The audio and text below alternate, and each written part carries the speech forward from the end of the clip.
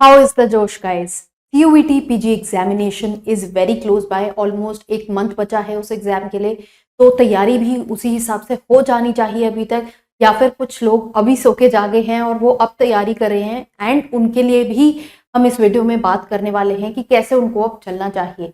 Hi guys, I am Ayushi, your mentor for law based examinations and welcome to law digest. तो basically 1 month की एक strategy discuss कर लेते हैं, जिसको I know that many of you want that guidance strategy word थोड़ा खराब हो गया है कंसिडरिंग कैसी कैसी वीडियोस आने लग गई हैं। हाउएवर उस चीज को एक बार डिस्कस करना भी जरूरी है कि अब जो 1 मंथ है एक स्ट्रीमलाइन प्रोसेस हो जाए दिमाग में कि कैसे आगे चलना है। डिस्कस करते हैं ये चीजें आज की इस वीडियो में। स्टार्ट करते हैं looking at what are the things that we need to keep in mind. 1 month हमारे पास अवेलेबल है, कंसिडरिंग एग्जामिनेशन हमारा 11th मार्च को होता है। अगर ऑब्वियसली अगर फर्दर शिफ्ट हो जाता है towards the end of March, mid March, accordingly days बढ़ते जाएंगे। However I am not counting that, क्योंकि मैं नहीं चाहती कि आप कॉम्प्लिसेंट हो जाओ, रिलैक्स हो जाओ। ये मान के चलो 1 मंथ अभी हमारे लिए एग्जामिनेशन के लिए है। तो अब कहाँ से स्टार्ट करेंगे? Most difficult subject I would say, जिन लोगों को अभी स्टार्ट करना है वो मोस्ट डिफिकल्ट सब्जेक्ट से स्टार्ट करो, बिकॉज इजी से स्टार्ट करने का फायदा नहीं है। एग्जाम जब पास आता जाएगा, डिफिकल्ट सब्जेक्ट उठाओगे उसमें और टेंशन और एप्रीहेंशन होती हैं, दैट बिकम्स वेरी डिफिकल्ट। तो डिफिकल्ट सब्जेक्ट पहले शुरू करो, जैसे कि कुछ लोगों के लिए मैथ रीजनिंग है, वो वहां से आप शुरू कर सकते हो।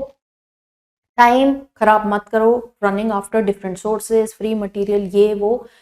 एक अपना एक दिन से ज़्यादा भी नहीं, आप आधे दिन में आपको डिसाइड करना है। मेरी ऑलरेडी एक वीडियो है CUET PG बुक्स करके, वो देख सकते हो इफ़ यू वांट। अगर आपको कंफ्यूजन है, इधर उधर नहीं समझ में आ रहा है, उस वीडियो को समझो।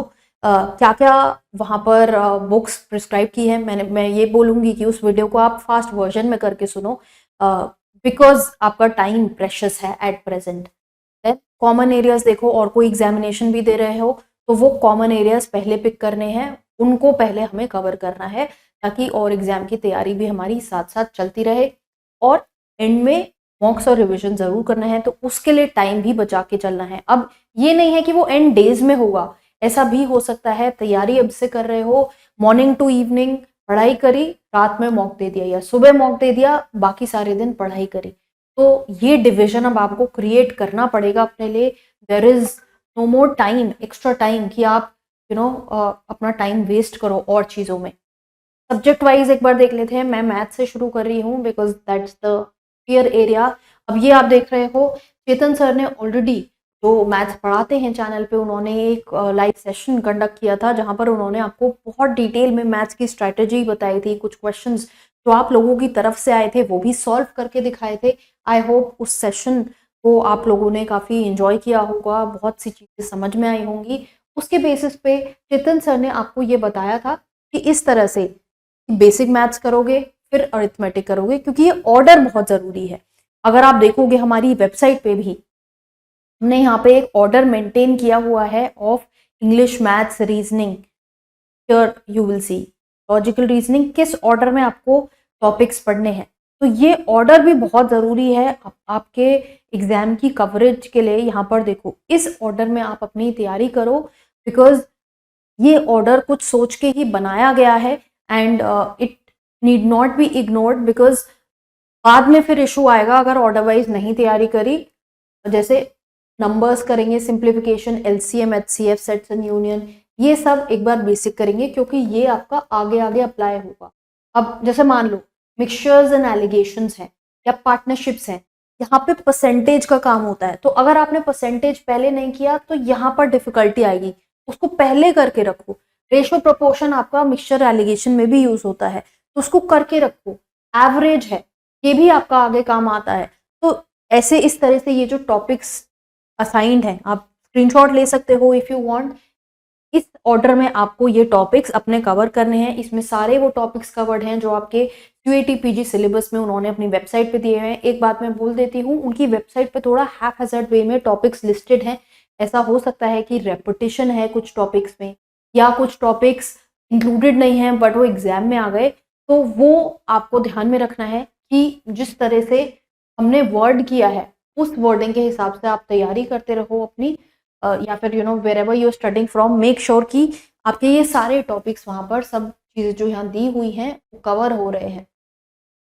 देन यूट्यूब प्लेलिस्ट, यहाँ पर मैंने ये इस रिस्पेक्ट में लिखा है, जो हमारी मैथ्स रीजनिंग की प्लेलिस्ट है सीयूएट पीजी के लिए, वो ज़रूर देख लेना। उसकी वीडियोस से आपके बेसिक कॉन्सेप्ट कवर हो जाएंगे। तो this applies for reasoning as well. तो जिन लोगों को कॉन्सेप्चुअल अंडरस्टैंडिंग में प्रॉब्लम हो रही है, एक बेसिक क्लैरिटी वहाँ से आ जाएगी, क्योंकि बहुत ज़्यादा टाइम नहीं रह गया है कुछ गाइडेंस वगैरह सीख करने का। आप बुक उठाओ, प्रैक्टिस करना स्टार्ट करो, या जो भी आपका सोर्स है अपनी प्रैक्टिसेस, जो प्रैक्टिस क्वेश्चंस हैं उनको करते रहो। कॉन्सेप्ट में दिक्कत आ रही है, प्लेलिस्ट प्रेफर कर सकते हो, क्योंकि बुक में आपको कुछ चीज़ों पे लेक्चर्स नहीं होंगे, एंड थोड़ा लेक्चर से थोड़ा बेटर समझ में आता है फॉर मैथ्स एंड रीजनिंग। इसीलिए आई एम सेइंग कि आप वो रेफर कर सकते हो प्लेलिस्ट को, चाहे 1.5x या व्हाटएवर सूट्स यू, उस पर सुनो, थोड़ा टाइम भी बचेगा आपका। देन फॉर्मूला और प्रैक्टिस, ये बहुत ज़रूरी है। क्वेश्चन प्रैक्टिस करते रहो, हर टॉपिक के फॉर्मूला होने चाहिए। एक जो हम बोलते हैं कि एक एरिया पे, जैसे मैंने यहाँ पे भी लिखा है कि पूरा फॉर्मूला एक जगह पे लिख लो, जिसको चीट शीट भी बोलते हैं, आपको पहले भी बताया गया है। तो जैसे जैसे टॉपिक करते जाते हो उसके फॉर्मूला लिखते जाओ, क्योंकि वो फॉर्मूला एंड में बहुत काम आएंगे आपके रिविजन में। देन टॉपिक उठाओ, कोई भी एक टॉपिक उठाए, उस पर बहुत सारे अलग अलग वैरायटी के क्वेश्चंस करो, इजी, डिफिकल्ट, हार्ड, सारे क्वेश्चंस उस पर ट्राई करो कि आपसे हो रहे हैं या नहीं। Then as I said, topics की लिस्ट जो हमने दी है उस ऑर्डर में स्टडी करना है, प्लस आप क्लब भी कर सकते हो, जहाँ पे ओवरलैप है उन चीज़ों को क्लब करो, जैसे थोड़ा time and work, pipes and cistern, ये एक ओवरलैप है इन टॉपिक्स में, इन्हें कंबाइन करके कवर करो, स्पीड पे काम करो। लास्ट ईयर 26-25 क्वेश्चंस आपके मैथ्स पे आए थे, इस साल 75 क्वेश्चंस हो गए हैं, थोड़ा वेटेज कम भी हो गया है हमारे हिसाब से। जो हमने आपको डिवीजन दिया है, जो मॉक्स में भी दिया है, मैंने वीडियोस में भी डिस्कस किया है कि 75 क्वेश्चन होने से क्या डिवीजन हमारा बनता है। इंग्लिश के लिए हम मान के चलते हैं कि हमारे 15 to 20 क्वेश्चन आएंगे। पहले हमने देखा था 20 क्वेश्चन आ रहे थे इंग्लिश के, which include your Hindi as well. उसमें हो सकता है 15 क्वेश्चन हो जाए। Then GK, current affairs. अब GK is divided into many areas. आपका लीगल अवेयरनेस हो गया जो रिसेंटली ऐड हुआ है, कॉन्स्टिट्यूशन हो गया, करंट अफेयर्स हो गया। लीगल अवेयरनेस में हम लोग मान के चल रहे हैं 2-3 क्वेश्चन, कॉन्स्टिट्यूशन में भी 2-3 question.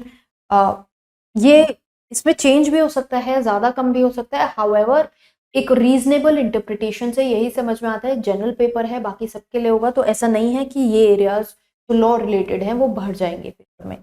Current affairs past year में देखोगे 1-2 क्वेश्चन हार्डली आया करंट अफेयर्स पे। However that does not mean current affairs becomes unimportant, वो पूछा जा सकता है, वो उल्टा भी कर सकते हैं, करंट अफेयर के ज़्यादा क्वेश्चन पूछिए, स्टैटिक जीके के कम पूछ लिए। देन कंप्यूटर्स के आप अप्रोक्सीमेटली 4 to 5 क्वेश्चंस लगा सकते हो। पहले हम देख रहे थे 8 to 10 में वेरी कर रहा था कंप्यूटर्स, 10 क्वेश्चंस जनरली हमने देखे आए। हाउएवर ये कम हो जाएगा 75 क्वेश्चंस, क्योंकि अभी हो चुके हैं। बाकी आपका और स्टैटिक जीके हो गया, हिस्ट्री, ज्योग्राफी, साइंस, जो भी आपके वो इंपॉर्टेंट स्टैटिक जीके हैं वो हो जाते हैं। देन मैथ्स की अगर हम बात करें, मैथ्स और रीजनिंग में वेरी करता है। जैसा कि आप देखोगे हमने मॉक्स में किसी में मैथ्स में क्वेश्चन ज़्यादा दिए हैं, किसी में रीजनिंग में ज़्यादा दिए। तो अगर हम बैलेंस जो क्वेश्चंस देखते हैं, 35 क्वेश्चंस बचते हैं, तो 20 + 15 या 15 + 20 इसी तरह से मॉक में भी दिया हुआ है आपको, एंड उस तरह से आप तैयारी करो। हाउएवर 75 क्वेश्चंस हो गए, इसका मतलब ये नहीं है मैथ्स इंपॉर्टेंट नहीं रहा या मैथ्स को आप छोड़ सकते हो। 15 questions are a lot, minimum 15 है, 20 तक भी जा सकता है नंबर, तो मैथ्स तो हमें करना ही पड़ेगा, देयर इज नो एस्केप। तो कुछ भी हो, मैथ्स नहीं छोड़ सकते हैं। Then self testing after every topic, हर टॉपिक करने के बाद मेक श्योर कि आप थोड़ा रिवाइज कर रहे हो। जैसे आपने मान लीजिए टाइम स्पीड डिस्टेंस पे 2-3 क्वेश्चंस कर डाले अलग अलग लेवल्स के, अब आप 2-3 क्वेश्चन या आई वुड से ज़्यादा क्वेश्चन कीजिए। Then later you have to see कि क्या आपको वो कॉन्सेप्ट समझ में आया है। एक बार आंख बंद करके रिवाइज करो दिमाग में कि टाइम स्पीड डिस्टेंस का कोई आप कितने क्वेश्चंस प्रैक्टिस कर चुके होंगे या करोगे, कि आपके खुद के दिमाग में क्वेश्चंस बनने लग जाए। तो चाहे आंसर सोल्यूशन मत निकालो, एक सोचो कि क्या मुझे वो अप्रोच समझ में आ चुकी है। अगर क्वेश्चन में स्पीड पूछी है तो मुझे कैसे निकालनी है, डिस्टेंस पूछा है तो कैसे निकालना है, ट्रेन की बात हो रही है तो उसमें कैसे अप्लाई होगा ये कॉन्सेप्ट, वो एप्लीकेशन आपको मेंटली रिवाइज करना है, वो आना चाहिए।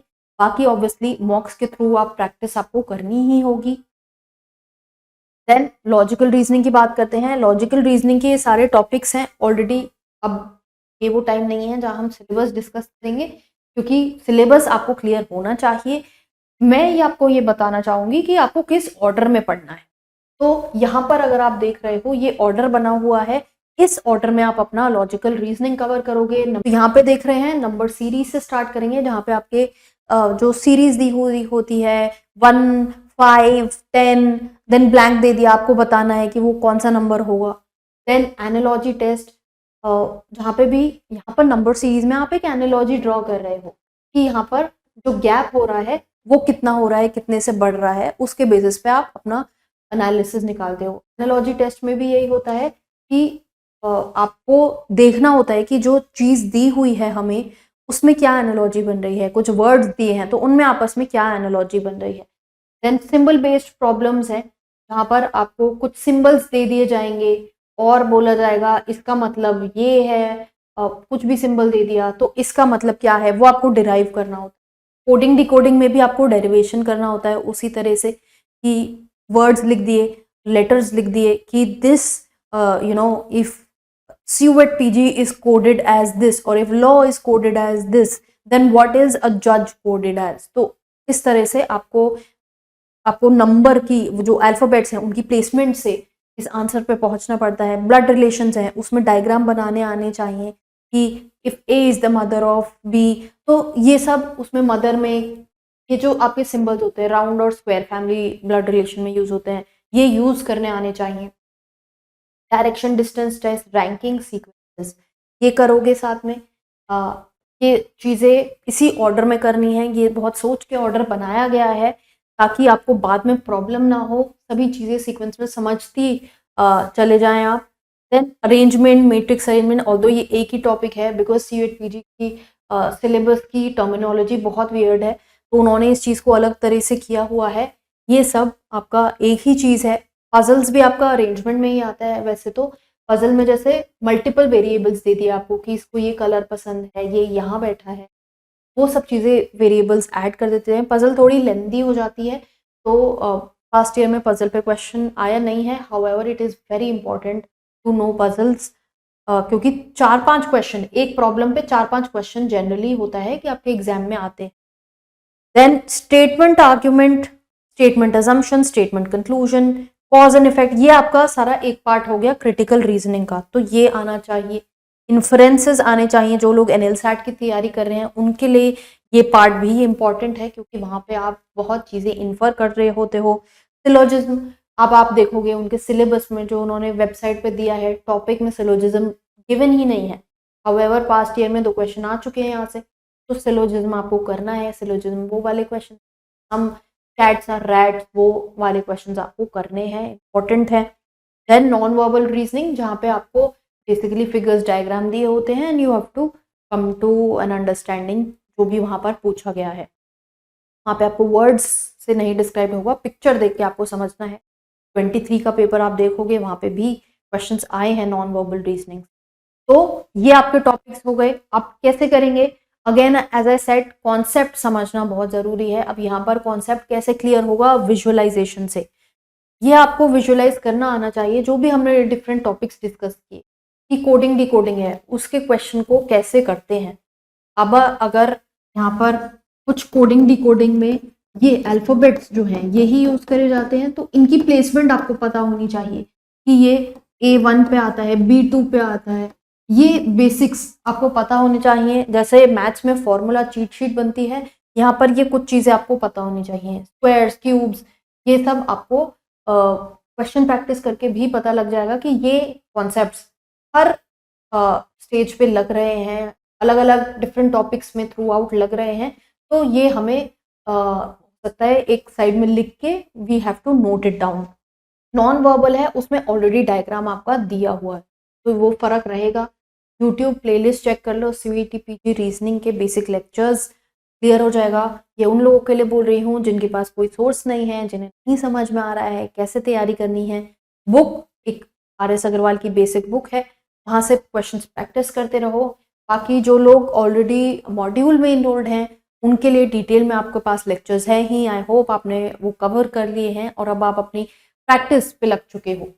देन कुछ डिफ़िकल्ट टॉपिक्स जहाँ मैंने लिखा हुआ है, वीडियो थोड़ी ज़रूरी हो जाती है लॉजिकल रीजनिंग में भी, क्योंकि कुछ टॉपिक्स समझ में नहीं आते हैं। इलस्ट्रेशन अगर आप सॉल्व इलस्ट्रेशन देखोगे, 1-2 स्टेप बीच में मिसिंग होते हैं, कुछ कन्फ्यूज़ हो जाते हैं। जैसे सिलोजिज्म के क्वेश्चन आपको पता होना चाहिए, वो वीडियो लेक्चर के थ्रू ही समझ में आएगा कि टीचर ने अगर एक्सप्लेन करा है, ये ऐसे डायग्राम बना के, ये वेन डायग्राम्स वहाँ पर यूज़ होते हैं, तो उनका क्या मतलब है, ये हमें आना चाहिए।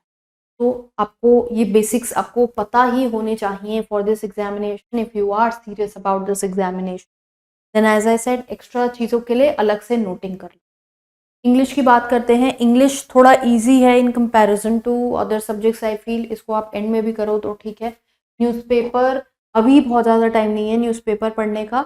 हाउएवर आई वुड से एनएलसैट की अगर तैयारी कर रहे हो तो न्यूज़पेपर पढ़ते रहो। एडिटोरियल सेक्शन आपको बेसिकली रीडिंग स्पीड में हेल्प करेगा और थोड़ा आप वोकैबुलरी भी वहाँ से गेन करोगे। रेस्ट आई वुड से रेनन मार्टिन की बेसिक बुक है, वहाँ से क्वेश्चन प्रैक्टिस करना शुरू करो। लैंग्वेज है, लैंग्वेज प्रैक्टिस से ही आती है। ज़्यादा से ज़्यादा प्रैक्टिस करोगे उतनी ज़्यादा तैयारी आपकी इस लैंग्वेज के लिए होती जाएगी। तो इंग्लिश में कुछ बहुत ज़्यादा टेक्निक नहीं है, बस कुछ बेसिक रूल्स होते हैं इंग्लिश के, वो आपको पता होना चाहिए। जैसे अगर हम आर्टिकल्स की बात करते हैं तो ए एंड द, तो आपको पता होना चाहिए कि एंड जो है वो वावल्स से अगर कोई वर्ड शुरू हो रहा है वहाँ उससे पहले लगाया जाता है। तो ये बेसिक चीज़ है, आपको पता होनी चाहिए। टॉपिक्स आपके ये हो गए। Again not discussing the syllabus, ये वो स्टेज नहीं है सिलेबस डिस्कस करने का। देन फैक्चुअल आपका करंट अफेयर्स एरिया है, तो बहुत ज़्यादा फैक्चुअल है, कोई शॉर्टकट नहीं है इसका। बहुत स्टूडेंट कैसे करना है, तो आई वुडेंट से कि कोई शॉर्टकट है। जस्ट दैट ये वो चीज़ है जो आपको डेली करनी है और डेली रिवाइज भी करना है। तो इसमें हमने क्या आपको दिया हुआ है, रिपीटेड रिवीजन करना है और एक्टिव रिवीजन करना है। एक्टिव रिवीजन मतलब कि जैसे आपने जो कुछ भी पढ़ा, मान लीजिए आपने कॉन्स्टिट्यूशन पढ़ा या हिस्ट्री पढ़ी, तो आपको वो क्लियर होना चाहिए कि ये अब मैंने सब्जेक्ट पढ़ तो लिया है। एक A4 साइज शीट लेके जो इंडेक्स होता है उसको without looking into the book you should know कि हिस्ट्री में मैंने पढ़ा प्री, मिडीवल, मॉडर्न हिस्ट्री, इसमें कौन कौन रूलर्स थे, यहाँ पर क्या हुआ, इंडिपेंडेंस कहाँ से आया। तो ये सब चीज़ें एक मेंटल मैपिंग होती है, वो आपको करनी है। सब्जेक्ट वाइज स्टैटिक जीके में आप वो करोगे, उससे आपको हेल्प होगी, थोड़ी चीज़ें रिटेन कर पाओगे। जैसे मान लीजिए हम वाइटामिन्स की बात कर रहे हैं, vitamin A B C D जो भी हैं, तो ये आपको पता होना चाहिए कौन से ऑर्गन से रिलेटेड है। ह्यूमन बॉडी की बात हो रही है तो लार्जेस्ट ऑर्गन, ये सब चीज़ें आपको पता होनी चाहिए। ये मेंटल रिविजन आपको बार बार करना पड़ेगा। जैसे मान लीजिए अगर आप रिविजन करने बैठे हो, आपने आज पढ़ा सारा, तो नेक्स्ट डे आपको दूसरा टॉपिक करना है। वो टॉपिक तो आपको करना ही है, साथ साथ उससे पहले 15-20 मिनट जो पहले पुराना पढ़ा है उसको रिवाइज कर लो ताकि वो मेमोरी में रहे। जीके के लिए the only shortcut can be कि आपने ये मैप्स बना लिए, नेमोनिक्स यूज कर लिए, that is the only thing. It is very factual, तो वो करना तो पड़ेगा ही। पेपर से अभी कोई टाइम नहीं है नोट्स वोट्स बनाने मत बैठना। एंड कॉन्स्टिट्यूशन वो आपको करना है। बेयर एक्ट पे भी आप एक बार रीडिंग कर सकते हो क्योंकि सभी चीज़ें सिक्वेंशियल ऑर्डर में दी होती हैं। जो भी आपका सोर्स है, ज़रूरी नहीं है, डोंट गेट स्कैर्ड अगर बेयर एक्ट नहीं छुआ है, दैट इज़ कम्प्लीटली ओके। अगर आपके पास कोई और सोर्स है तो करेक्ट है फॉर कॉन्स्टिट्यूशन, तो वहाँ से अपना रिव्यू कर लो, एक ऑर्डर बना लो दिमाग में। फंडामेंटल राइट्स आ गए, ड्यूटीज़ आ गई, DPS पे आ गए, क्या क्या चीज़ें बेसिक लिस्टेड है, उसको दिमाग में याद करके run through that in your head also for revision. GK के ये टॉपिक्स आ गए हमारे। अब इसमें ये यहाँ पर मैं बात कर रही हूँ लीगल अवेयरनेस की, जो रिसेंटली ऐड हुआ है। तो लीगल अवेयरनेस के हम ऑलरेडी वीडियोस में आपके साथ डिस्कस कर चुके हैं, क्या क्वेश्चंस आए हैं, कुछ क्वेश्चंस भी हमने डिस्कस करे हैं और ये भी बात करी है कि इसमें क्या क्या चीज़ें कवर होती हैं। तो वो चीज़ें फॉलो करते रहो। आपके मॉड्यूल में ऑलरेडी बहुत सारे पीडीएफ्स लीगल अवेयरनेस के ऐड कर दिए गए हैं। बेसिक आपको पता होना चाहिए। इंस्टाग्राम पे हमारे यूट्यूब कम्युनिटी पोस्ट पे बहुत सारी चीज़ें हम डालते रहते हैं। जो मोस्ट इम्पॉर्टेंट लीगल करंट होता है वो फॉलो करते रहो। यूट्यूब पे भी कितनी वीडियोस आती हैं, लैंडमार्क जजमेंट्स, वो आपको पता होनी चाहिए। तो लीगल अवेयरनेस से बहुत ज़्यादा डरने की ज़रूरत नहीं है, बेसिक है। थोड़ा बहुत भी अगर आप एक लॉ एस्पिरेंट हो, आपका ऑब्वियसली नेचुरली लॉ में इंटरेस्ट रहेगा, तो वो चीज़ें आपने पढ़ी होंगी। आपकी कॉन्स्टिट्यूशनल हिस्ट्री हो गई, कॉन्स्टिट्यूएंट असेंबली के बारे में पढ़ लिया आपने, first attorney general, governor general कौन थे, ये इंपॉर्टेंट पीपल, जजेस के बारे में, कोलिजियम के बारे में, अमेंडमेंट्स, कमिटीज़, ये सब आपको पता होना चाहिए। ये हम ऑलरेडी आपका शेड्यूल में ऐड कर चुके हैं। इंपॉर्टेंट केस लॉज जो फ्री मटेरियल है उसमें भी ये अवेलेबल है। क्या चीज़ कहाँ से डिराइव करी कॉन्स्टिट्यूशन में, ये सब दिया हुआ है, तो वहाँ से भी कवर कर सकते हो। Important judgment, 100 landmark judgments given है, वो कवर कर सकते हो। कॉन्स्टिट्यूशनल स्टैटिक जीके आपको करनी है। ठीक, कुछ चीज़ें हैं कॉन्स्टिट्यूशन में आपको बताया गया है कॉन्स्टिट्यूशन क्या कहता है, उससे पुरानी भी हिस्ट्री है कि वो कैसे आया, क्या बातें हुई थी, कौन ड्राफ्टिंग कमेटी में कौन इन्वॉल्व था, ये सारी चीज़ें भी आपको साथ में पता रखनी है। ये लीगल अवेयरनेस तो ज़रूरी है प्रेजेंट में भी और पास्ट की। साथ साथ basic terms, don't get into the laws, contract tort, IPC वगैरह ये सब पढ़ने की ज़रूरत नहीं है। बेसिक बस टर्म्स पता होने चाहिए कि कॉग्निजेबल क्या है, नॉन कॉग्निजेबल क्या है। जो टर्म्स आप न्यूज़पेपर रिपोर्ट भी पढ़ोगे तो ये बेसिक टर्म्स यूज़ करी जाती हैं। तो एज अ लेमैन ऑल्सो आपको ये चीज़ें पता होनी चाहिए। Then next, computers give topics again derived from the syllabus, it has been taken। ये बेसिक टॉपिक्स है, कंप्यूटर बहुत बेसिक है, इसमें बहुत ज़्यादा डेप्थ में डिटेल में घुसने की ज़रूरत नहीं है। 10th ग्रेड लेवल का है। बेसिक अपना रिविजन करो, किरण पब्लिकेशन वगैरह की बुक आती है, लूसेंट में भी कंप्यूटर्स गिवन है, तो वो आप रिवाइज कर सकते हो और बेसिक्स करो। ये भी आपकी स्टैटिक जीके की तरह ही हो गया।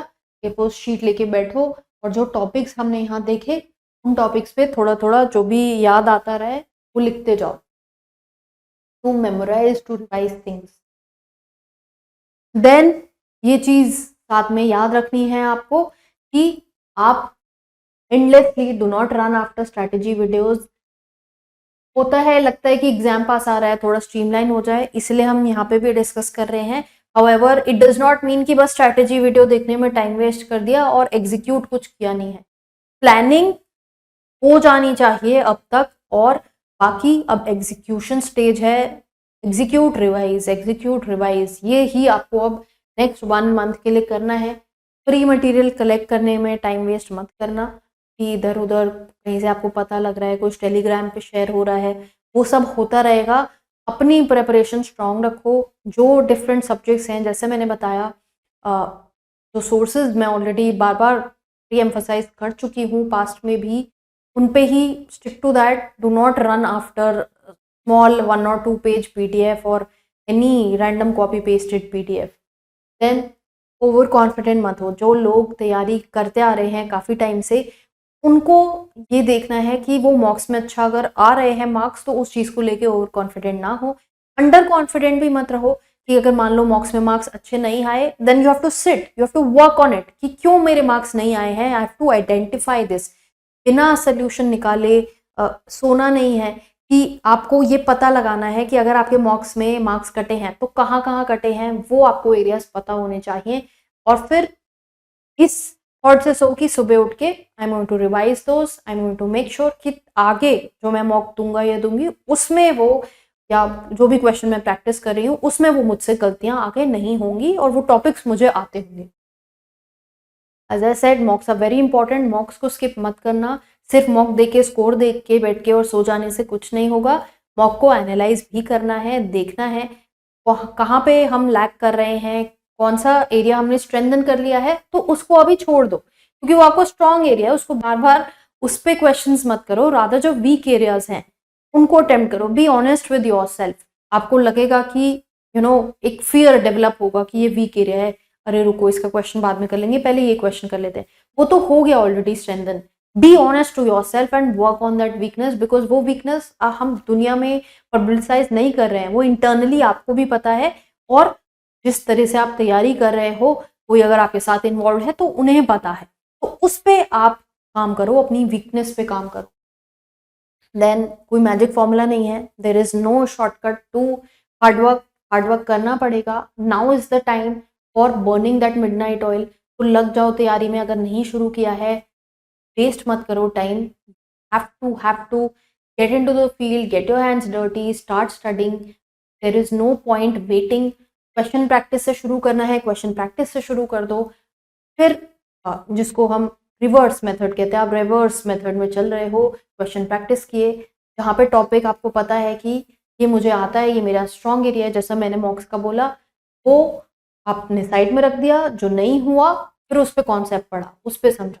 जैसे जब हम मैथ्स की, रीजनिंग की बात करें, मान लो आपको टाइम स्पीड डिस्टेंस आता है, आपको याद आ रहा है स्कूल से कि मैंने ये पढ़ा है, या सिंपल इंटरेस्ट का आपको फॉर्मूला पता है, P/R/T डिवाइड बाय 100, तो ठीक है, वो मुझे आता है, वो मैं कर लूँगा या कर लूँगी।